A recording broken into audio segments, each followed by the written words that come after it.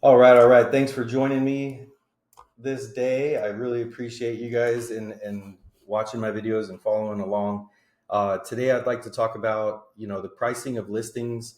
I know that this is a topic that I keep revisiting, but I did have another situation this week, and it was really kind of caused by other listings. And I'm not the normal visitor of blame somebody else town, but in this scenario these flippers are using a certain strategy that is very disruptive to the rest of us. So like normally when the flippers use their strategies, they're kind of like on the market, off the market pretty quickly. But right now, there's a few things going on with this particular company that I have specific beef with here.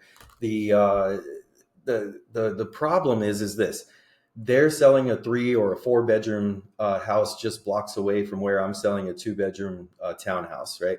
So it's the same development. It feels like I did visit the property and they did a fantastic job on the flip. As in the finishes look good. I don't know if they did permits, and I don't know if there was anything like structurally wrong with the property or not that they didn't address or did address. Who knows on that?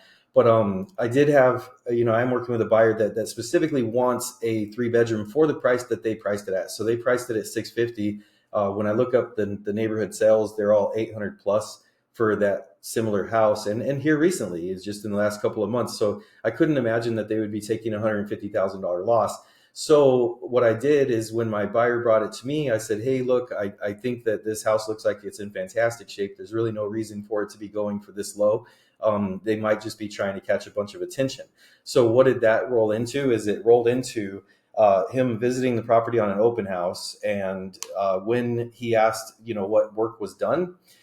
This is a normal question most buyers would ask. The host of the open house was like ready and said, "Oh yeah, just give me your phone number. I'll text it over to you right now."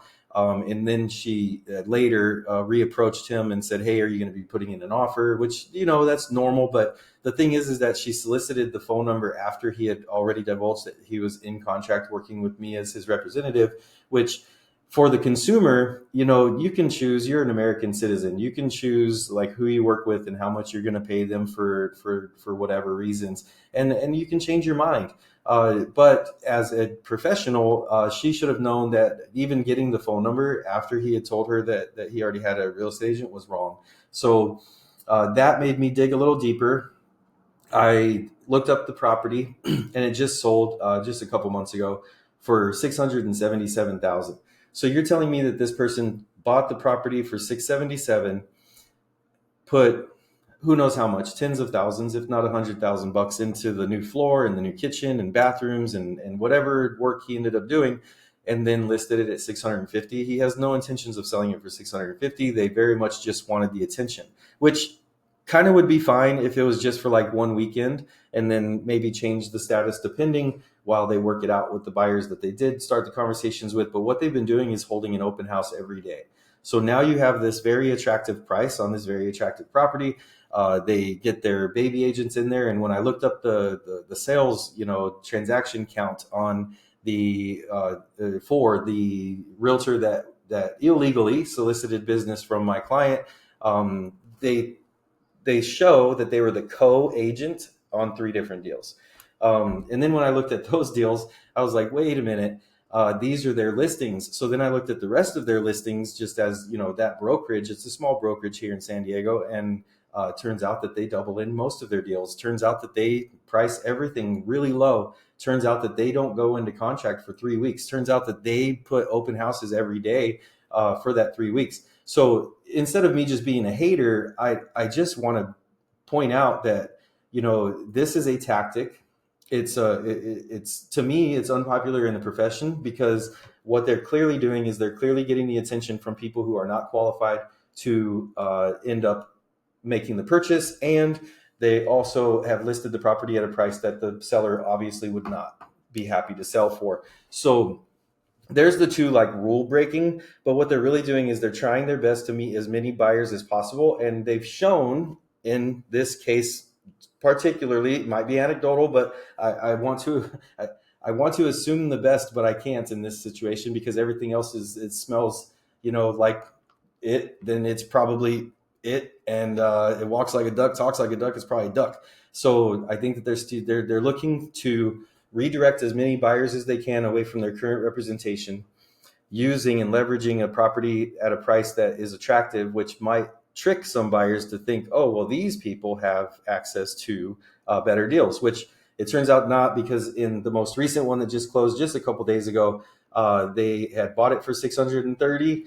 They put whatever money they put into it. They put it on the market for 699, and they sold it for 885,000. So if they listed that one for 700 and sold it for 885, you have all these people that are qualified between 700 and 880 that could not purchase the property.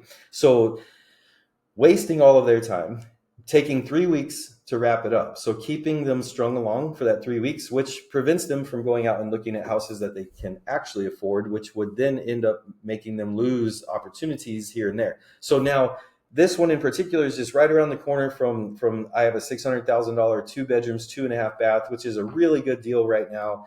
They've been previously selling in the 600s, but just a block and a half, 2 blocks away is this listing that is for 650. Why wouldn't I want the 3 or 4 bedroom house that has 1,800 square feet for just another 50 grand? And it's keeping those people tied up. They're trying to steal the buyers away from their current representation. They're misrepresenting their sellers. They're misrepresenting their sellers to the market, as if pretending that the seller is willing to take this bargain price. And on top of all of that, they are definitely flipping these over pretty quickly. Speculation alone is, if you're going to buy something from a flipper, make sure that they got permits and make sure that they got the inspections that they were supposed to get along the way. That's definitely something that they like to skip, especially here in Southern California, where it could take months to get the permits. All right. Well, thank you for checking in with me again today. Thanks for watching my video.